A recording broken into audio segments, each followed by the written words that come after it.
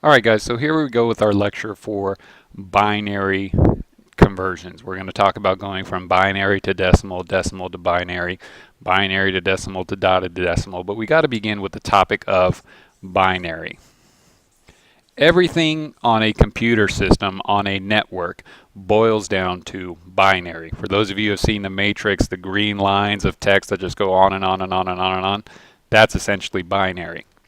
So a couple key things about binary: deals in zeros and ones. Everything is going to be a 0 or 1. It's a two-value system. It's either a 0 or 1. The zeros represent off, meaning the electrical bit is turned off. Ones represent on. So in the communication pathways between routers, switches, computers, switches, even down to the communication between your processor and your memory or your hard drive or a USB drive, it's always going to boil down to a series of zeros and ones. When we're specifically talking about addressing, IP addressing, we need to know the difference between a bit, a byte, and even a nibble. So a bit is going to be 1, 1 or 1, 0. It's either going to be a 1 or a 0. That doesn't mean divided by 0 or anything like that. It's either going to be a 1 or a 0. That's what we're talking about with bits. 4 bits equals a nibble. So if I have 4 zeros, 4 ones, 2 ones, 2 zeros, 1 0, 1 0, whatever it may be, that's a nibble, 4 bits. Now we don't necessarily need that when we start talking about IP addresses, because IP addresses are concerned with bytes. If I have 8 bits, I have 1 byte. 4 zeros, 4 ones, 6 zeros, 2 ones, whatever it may be. Any combination of 8 bits is going to equal 1 byte. So now with that understanding, we're going to take it a step further and specifically deal with bytes. If a byte is 8 bits, I have 8 positions to work with. 1, 2, 3, 4, 5, 6, 7, 8. And I need to adjust this a little bit. There we go. 8 individual positions. So depending on what position is being used, every value will produce a different number.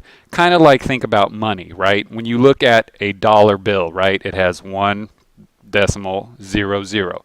That means $1, 0 cents. If I have $10.25, the 10, everything left, and this is backwards on the webcam, everything left is going to represent the dollars. Everything to the right is going to represent the cents. Same thing with these numbers. Now these numbers you guys need to commit to memory.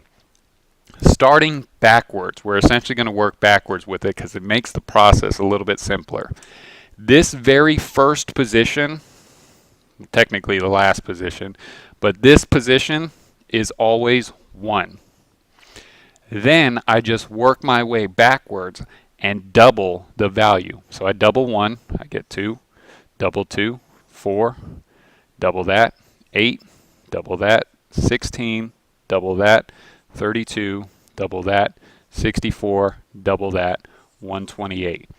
Those values are consistent. They never change. It's like gravity. No matter what you see when we're talking bytes, that information will always be true. So the easiest way to remember that, start with the very last position. Remember, we're dealing with 8 positions, always 8 positions, because 8 bits is 1 byte. The very last position is always 1. Then you just double it to get to those numbers. Now what do we need to know this for? When we're doing the conversion process. So let's say I'm going from decimal to binary. Now decimal is what we're most comfortable with, essentially the values 0 through 9. That's what we're most comfortable with. So let's say I want to take the number 14 and represent it in binary. Going back, think back to what I just said. A 1 means on. A 0 means off. So if I want to take 14 and represent it in binary, I'm essentially just going to go through this bit value position and try to get up these values to equal 14. So just looking at this, is 14 greater than 128? No. That gets a 0. Is 14 greater than 64? No. That gets a 0. 14 greater than 32? No. 0. 14 getting greater than 16? No. We're getting close. 0. Is 14 greater than 8? Yes. So I'm going to turn this bit on. I'm going to put a 1 up there. So right now I have 8. Is 14 minus 8 gives me 6. Is 6 greater than 4? Yes. I turn that on. Now I have 8 plus 4. So 8 plus 4 is 12. Have I hit my value yet? No. So I already covered the 8, so that left me with the remainder of 6. I already covered the 4, that left me with the remainder of 2. Is 2 greater than or equal to 2? Yes. Turn on 2. So now I have 8 plus 4 is 12, plus 2 is 14. Have I hit my number? Does 14 equal 14? Yes. So now I take this last position, I have no more values left, and I just add 0 to it. So if I want to represent the number 14 in binary, it's essentially 0, 0, 0, 0, 1, 1, 1, 0. We'll do 2 more examples of this just to make sure we're tracking. So I'm going to keep all my values here, because remember they never change. And let's do we'll do actually a couple more examples. 0. How do I represent 0 in binary? Hopefully you guys picked up on this. It's going to be zeros. 0 greater than 128? No. Greater than 64? No. Greater than 32? No. 16? No. 8? No. 4? No. 2? No. 1? No. So to represent 0 in binary, it's 8 zeros. We'll do another one. So keep that number in mind. We'll write that up here. 0.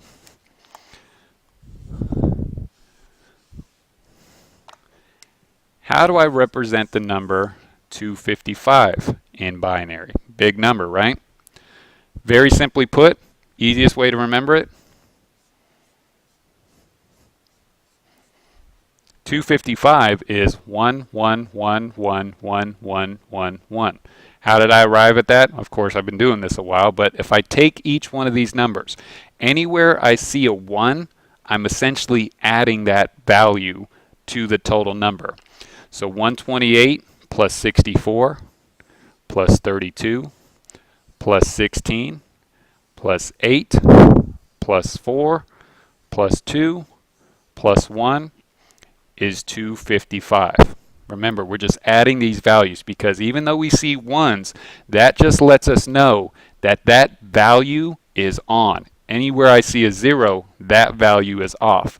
So keeping that in mind, remember this fact. In binary, when we're talking bytes, the lowest value we can have is 0. Our maximum value is 255. And we can have numbers anywhere in between. We can't represent numbers higher than 255. So let's do another example where we're going to kind of mix and match. So we did 14, we did 0, we did 255. Let's pick a couple common numbers. 64. How do I represent 64 in binary? Easy. 64 greater than 128? No. 64 greater than 64? It's equal to it. Does 64 equal 64? Yes. So the rest of my numbers are just zeros.